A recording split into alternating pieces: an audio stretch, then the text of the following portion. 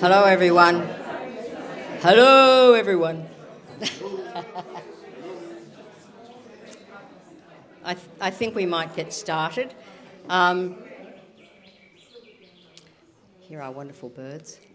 I'm hoping that a lot of you have managed to have a look at this exhibition, and I just wanted to mention that there is, in fact, at the front desk, some information about each artist. Each artist has actually written why they've made the work that they have made, and so please have a look at that.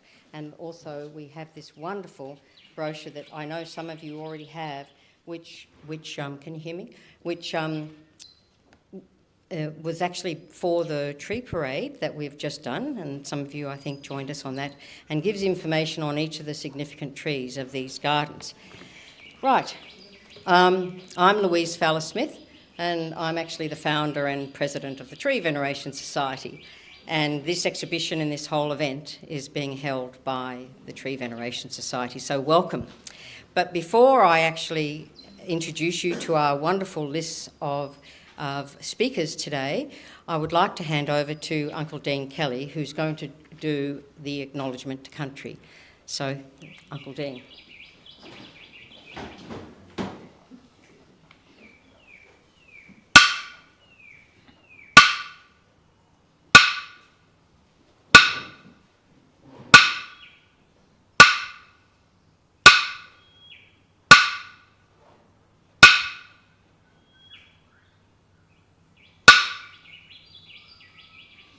Yuan Wolpancho Turike Karanji Wow Nyamba Nura Yora Gamarada Muru Nagara Yora Darak Ganangara Darwal Iora Garigal Bijigal Guigal Cobrigal Iora Muru Nagara Iora Nura Yora Gamarada.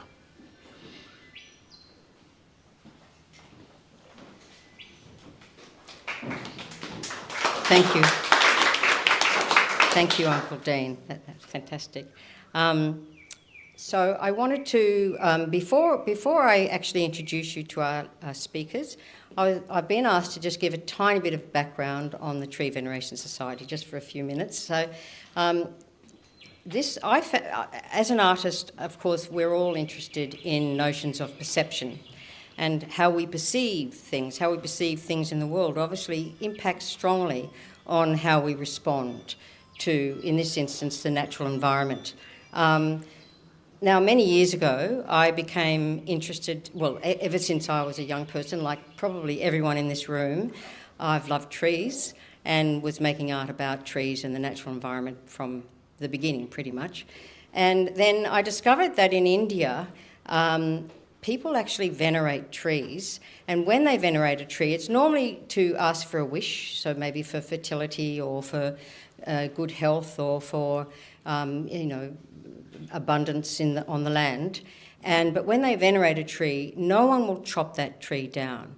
It is considered sacred, it's considered special, it's considered divine, and in many instances there are whole forests that are protected because of this practice. Of course, it is a religious practice, but what fascinated me was that the respect for these trees was so high that they can't even find, in many instances, or most instances, the government, when they wanted to chop down a particular tree that was considered divine. And often it's not that the tree itself is a god, but more that it is a temple.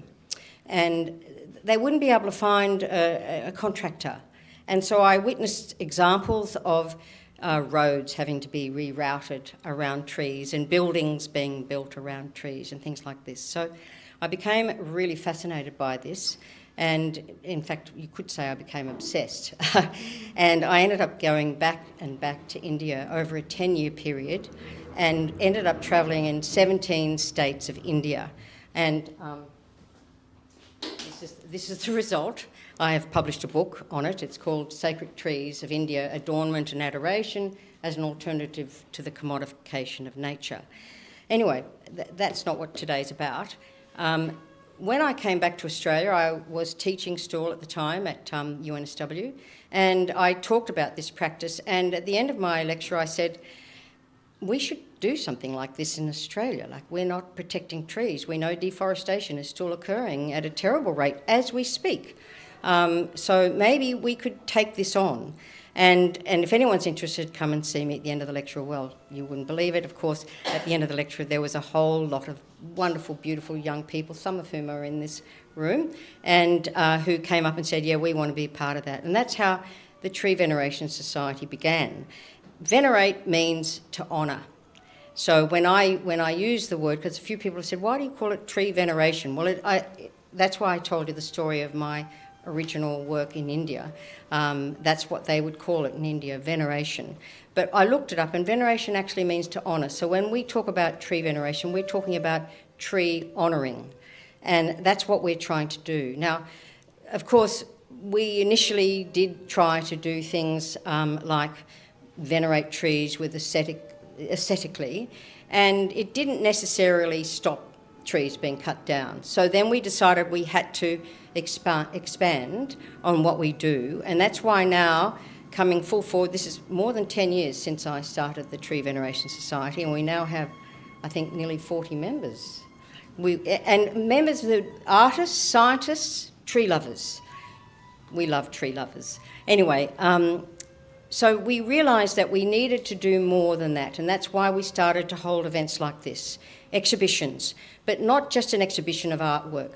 It's beyond that, and that's why it's important to read what each artist has said about their artwork and what they're trying to express in their artwork. But then also what we do is hold workshops. So some of you were here this morning, where it's about trying to really get to know a tree via all the senses, via sight, via smell, via taste, via hearing. We had a listening tree. And of course, young people and young at heart love doing these workshops because it really is about getting in touch with the natural world. And then we also have performances. So some of you may have witnessed the wonderful tree parade that we had through the gardens, which was all to, in fact, give information about the significant trees of these particular gardens. That's what we're trying to do.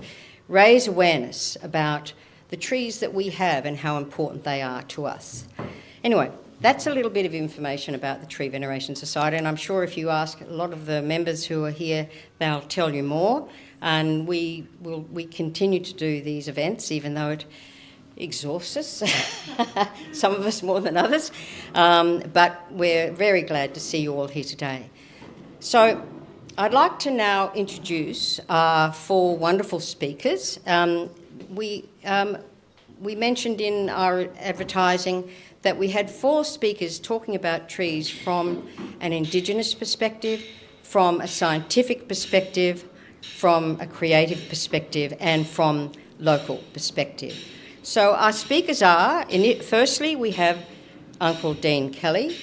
Uncle Dean Kelly is a member of the Botany Bay Aboriginal community and the La Perouse local Aboriginal Land Council. He is an Aboriginal Elder, and we're very honoured to have him here today, and a cultural practitioner with a passion to preserve Aboriginal cultural heritage. He is also a passionate voice for nature. Our next speaker is David Curtis.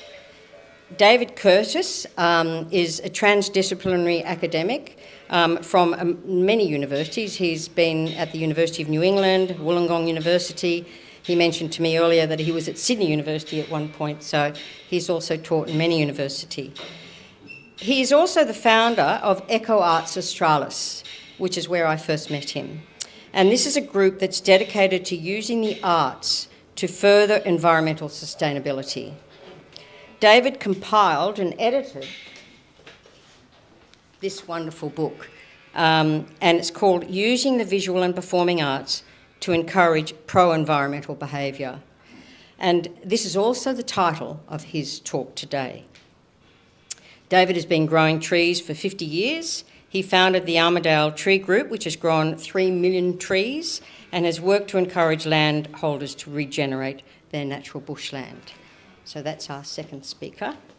Then our third speaker is Professor Brett Summerall. I need to move around. Professor Brett Summerall. Professor Summerall is the Chief Scientist and Director of Science, Education and Conservation at the Australian Institute of Botanical Science, Royal Botanic Gardens and Domain Trust, Sydney.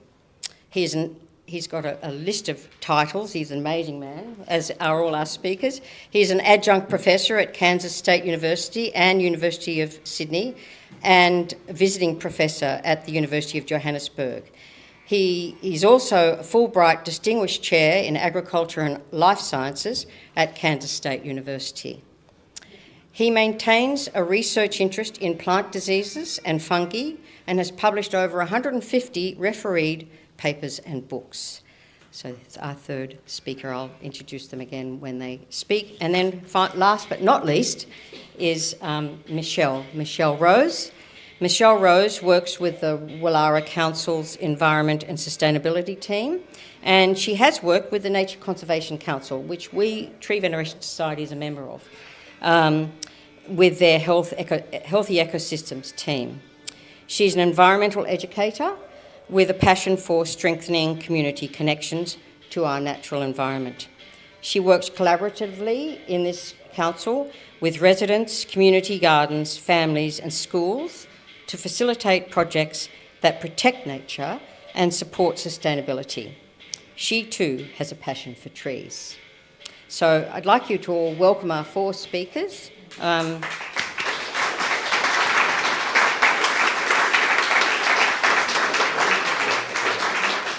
And now I'd like to hand you over to our first speaker, Uncle Dean Kelly. Thank you.